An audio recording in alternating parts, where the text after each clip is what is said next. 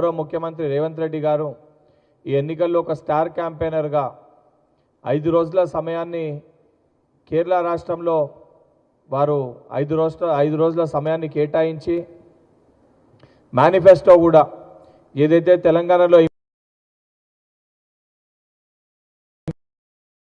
కూడా స్వయంగా వారే ఈ మేనిఫెస్టోను కూడా లాంచ్ చేయడం జరిగింది.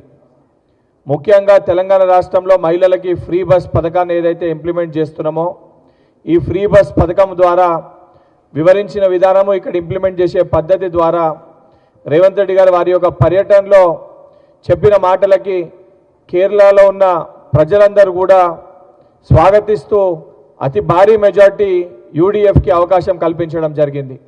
దానితో పాటు ఇక్కడ ఇంప్లిమెంట్ చేస్తున్న 500 రూపాయల గ్యాస్ సిలిండర్ కానీ 200 యూనిట్ల ఉచిత కరెంట్ కానీ మహిళల పట్ల చిత్తశుద్ధితోటి బాధ్యతతోటి చేస్తున్న అభివృద్ధి కార్యక్రమాలన్నింటినీ కూడా ప్రజలు గమనించడం జరిగింది. దానితో పాటు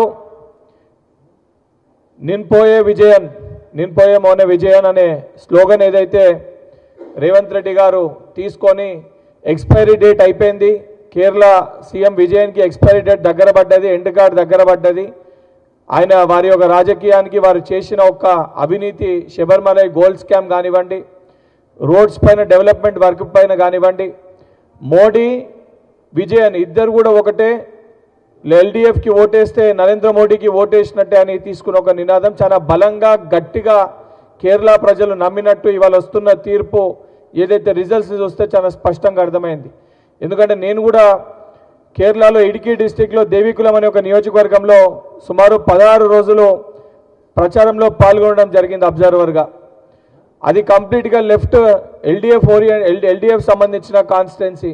తమిళనాడుకి కేరళకి బార్డర్లో ఉన్న 50% ఒక block Tamil Nadu voters, 50% block Kerala voters సంబంధించిన ఒక నియోజకవర్గం. ఆ నియోజకవర్గంలో కూడా ఎక్కడ ప్రచారం చేసినా తెలంగాణలో ఇస్తున్న గ్యారంటీస్, తెలంగాణలో పరిపాలిస్తున్న విధానం, సౌత్లో తెలంగాణ పరిపాలనను చూసి చాలా స్పష్టంగా గౌరవ ముఖ్యమంత్రి రేవంత్ రెడ్డి గారు బ్రాండ్ చూసి వారి యొక్క ఇమేజ్ కేరళలో పడి ఈరోజు కేరళలో కూడా సుమారు 95కి పైగా స్థానాల్లో కాంగ్రెస్ పార్టీ విజయడంకా మోగించింది. ఇది 100% రేవంత్ రెడ్డి గారు తీసుకున్న ఒక స్లోగన్, తెలంగాణలో చేస్తున్న ఒక పరిపాలనకి నిదర్శనం. తప్పనిసరిగా ప్రజలు ముఖ్యంగా కేరళలో కూడా అత్యధిక స్టూడెంట్స్ మన దగ్గర హైదరాబాద్ సెంట్రల్ యూనివర్సిటీలో ఇతర యూనివర్సిటీస్లో ఇక్కడ వచ్చి చదువుకుంటారు. విద్యార్థులకి యువకులకి మనం 67,000 పైచీలకు ఉద్యోగాలు కానివ్వండి, ఈ ఫ్రీ గ్యారంటీస్ కానివ్వండి, ఫ్రీ బస్ కానివ్వండి, ఇక్కడ చేస్తున్న డెవలప్మెంటల్ యాక్టివిటీస్ కానివ్వండి, ఇక్కడ పరిపాలన విధానం కానివ్వండి, ఇక్కడ ప్రజా పరిపాలన విధానం కానివ్వండి, ప్రజలు ఇవన్నిటినీ కూడా పరిగణలోకి తీసుకొని తెలంగాణ లెక్క తెలంగాణ సొంటి పరిపాలన కేరళ రాష్ట్రంలో కూడా కావాలని చెప్పి ప్రజలు కోరుకొని దాంట్లో గౌరవ ముఖ్యమంత్రి గారు చాలా స్పష్టంగా బలంగా గట్టిగా ఎల్డీఎఫ్కి నరేంద్ర మోడీకి విజయన్కి నరేంద్ర మోడీకి మధ్యలో ఉన్న ఒక వారి యొక్క స్నేహాన్ని వారి యొక్క పొత్తును కూడా చాలా బలంగా గట్టిగా చెప్పగలిగినాం. కాబట్టి ఈరోజు అదొక కీ ఫ్యాక్టర్ లెక్క పరిగణలోకి తీసుకొని కేరళలో కాంగ్రెస్ పార్టీ అధికారంలో రావడం జరిగింది. ఈరోజు ఇతర రాష్ట్రాల్లో వచ్చిన ఫలితాలు ఏవైతున్నాయో తమిళనాడులో వచ్చిన ఫలితాలకి ఆడ ఉన్న పరిస్థితులలో భారతీయ జనతా పార్టీ నాయకులు మేమేదో చేసినామని చెప్పి వారు హెచ్చులు గొప్పలుగా మాట్లాడుకుంటారు. కానీ తమిళనాడులో కనీసము వారు ఒక్క స్థానంలో కూడా ఈరోజు ఖాతా తెరవలేని పరిస్థితి. కాంగ్రెస్ పార్టీ సుమారు 5 స్థానాల్లో తమిళనాడులో కాంగ్రెస్ పార్టీ గెలిచింది. సరే అక్కడ ఉన్న పరిస్థితుల 2 ప్రాంతీయ పార్టీలకి ప్రత్యామ్నాయంగా కొత్త పార్టీ ఆవిర్భవిస్తే ప్రజలు దానికి అవకాశం ఒక సింగిల్ లార్జెస్ట్ పార్టీగా అవకాశం కల్పించడం జరిగింది. అండ్ చాలా స్పష్టంగా బెంగాల్లో కానీ అస్సాంలో కానీ డీలిమిటేషన్ కానివ్వండి, దానితో పాటు ఎస్ఐఆర్ వారు చేసిన విధానం కానివ్వండి, ఎలక్షన్ కమిషన్ చేసిన విధానం అనేకమైన లోపాట్ల వల్ల అక్కడ ఉన్న స్థానిక పరిస్థితుల యాంటీ ఇన్కంబెన్సీ వల్ల కొంచెము భారతీయ జనతా పార్టీకి లాభం చేకూర్చే విధంగా రిజల్ట్స్ ఉన్నాయేమో. కానీ తప్పనిసరిగా సౌత్లో మటుకు ఏదైతే భారతీయ జనతా పార్టీ కలగన్నదో సౌత్ ఇండియాలో పాగా వేస్తాము, సౌత్ ఇండియాలో బలంగా మేము ఏర్పడతామని చెప్పి వారు అనుకుర్రో తెలంగాణ, కర్ణాటక, ఇవాళ కేరళ, తమిళనాడులో కూడా ఏర్పడింది ఒక ప్రాంతీయ పార్టీయే. ఎంత చేసినా కూడా సౌత్ ఇండియాలో భారతీయ జనతా పార్టీ ఏదో పాగా వేయలేదని చెప్పి చాలా స్పష్టంగా సౌత్ ఇండియా ప్రజలు తీర్పిచ్చినట్టు ఇవాళ వచ్చిన ఫలితాలని మనం పరిగణలోకి తీసుకోవాల్సి వస్తుంది. Thank you.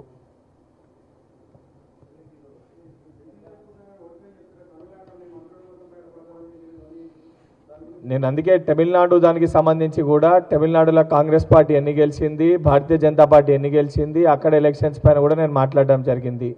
అస్సాంలో వెస్ట్ బెంగాల్ సంబంధించి కూడా నా ఒక ప్రెస్ మీట్లో ఇంతకుముందే చాలా క్లియర్గా చెప్పిన, ఎస్ఏఆర్ వల్ల ఓట్ డిలీషన్ కానివ్వండి, ఇండైరెక్ట్గా అక్కడ అయిన అలిగేషన్స్ కానివ్వండి, అక్కడ పరిస్థితుల ప్రకారంగా అస్సాంలో డీలిమిటేషన్ కానివ్వండి, కాన్స్టిట్యున్సీస్ విభజన జరిగిన విధానం కానివ్వండి, దానివల్ల కొంచెం ఇబ్బందులు ఎదుర్కోవాల్సిన పరిస్థితి వచ్చిందని చెప్పినాము. అందుకే చాలా క్లియర్గా తెలంగాణలో ఏదైతే పరిపాలన చేస్తున్నామో తెలంగాణ పరిపాలన అనేది ఇక్కడ చేస్తున్న అద్భుతమైన ప్రజా పరిపాలన ఒక ఇంపాక్ట్ సౌత్ మన పక్కన ఉన్న కేరళ రాష్ట్రం పైన పడ్డది. దానివల్లనే కేరళ కూడా గెలవడం జరిగిందని కూడా చెప్పడం జరిగింది. 100% నార్త్ ఇండియాలో కొంచెం పోలరైజ్ చేసి జాతీయవాదాన్ని మతవాదాన్ని తీసుకొని వచ్చి భారతీయ జనతా పార్టీ దాంట్లో కొంచెము ఎలక్షన్ కమిషన్ని కూడా సరే ఈరోజు ఎలక్షన్ కమిషన్ కూడా కొంచెం బయాస్డ్గా వారి కోసం పనిచేస్తున్నట్టు ఆరోపణలు ఉన్నాయి. దానిపైన మా నాయకుడు రాహుల్ గాంధీ గారు కూడా మాట్లాడటం జరిగింది. 100% దాన్ని కూడా ఎట్లయితే ఏ విధంగా అయితే కేరళ ప్రజలు నమ్మినరో, కేరళలో ఏదైతే లిటరసీ రేట్ హై ఉన్న లిటరసీ రేట్ ఉన్న చోట డెవలప్మెంట్ నమ్మి ప్రజలు నమ్మి ఓట్లు వేసారో, రాబోయే రోజులలో కూడా వీరి యొక్క మతపరమైన ఈ యొక్క మాటల్ని నమ్మకుండా ప్రజలు తప్పనిసరిగా కాంగ్రెస్ పార్టీకి తెలంగాణ రాష్ట్రంలో మళ్ళీ తిరిగి కాంగ్రెస్ పార్టీ అధికారంలో వస్తుంది. దాని తర్వాత వచ్చే ఎన్నికలు కేంద్రంలో కూడా కాంగ్రెస్ పార్టీ అధికారంలోకి వచ్చి రాహుల్ గాంధీ గారు ప్రధానమంత్రి అవుతారు.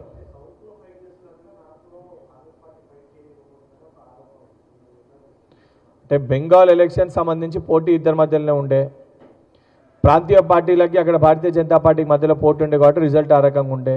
నార్త్ ఇండియాలో కొంచెం ఇష్యూస్ ఏవైతే ఉన్నాయో, నార్త్ ఇండియాలో ఈ పోలరైజేషన్ మతపరంగా పోలరైజేషన్ ఏదైతే ఉందో అది నార్త్ ఇండియాలో కొంచెం ఎక్కువగా ఉంది. సౌత్ స్టేట్స్ అనేది ముందుకెళ్ళి కూడా లిటరసీ ఎడ్యుకేటెడ్గా ఉన్న సౌత్ ఇండియా స్టేట్స్ అన్నీ కూడా ఈ యొక్క పోలరైజేషన్ లేకుంటే డెవలప్మెంట్ పైన ప్రజలు ఇక్కడ ఆలోచిస్తారు.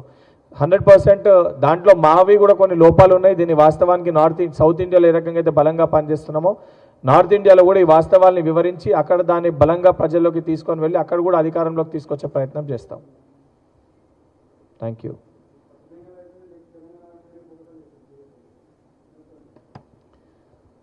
భారతీయ జనతా పార్టీ నాయకులు ఏదైతే భావిస్తుండ్రో, కేరళలో ఏ పరిస్థితి అయితే భారతీయ జనతా పార్టీకి పట్టిందో, రేపు పొద్దున తెలంగాణలో మళ్ళీ తిరిగి ఎన్నికలు వస్తే గౌరవ ముఖ్యమంత్రి రేవంత్ రెడ్డి గారి నాయకత్వంలో సింగిల్ లార్జెస్ట్ పార్టీయే కాకుండా ప్రతిపక్ష హోదా కూడా లేకుండా కాంగ్రెస్ పార్టీకి సంపూర్ణ మెజారిటీ వస్తుంది. అందుకే భారతీయ జనతా పార్టీ నాయకులు ఒకరు సింగిల్గా రాలేక బీఆర్ఎస్ పార్టీతో పొత్తు పెట్టుకొని అటు కాంగ్రెస్ పార్టీతో పోటీ పడాలని ఒక ఉద్దేశంతో వాళ్ళు వ్యవహరిస్తారు. వాళ్ళిద్దరూ కలిసి వచ్చినా కూడా మళ్ళీ తిరిగి తెలంగాణ రాష్ట్రంలో కాంగ్రెస్ పార్టీ గౌరవ ముఖ్యమంత్రి రేవంత్ రెడ్డి గారి నాయకత్వంలో విజయడంకా మోగిస్తుంది.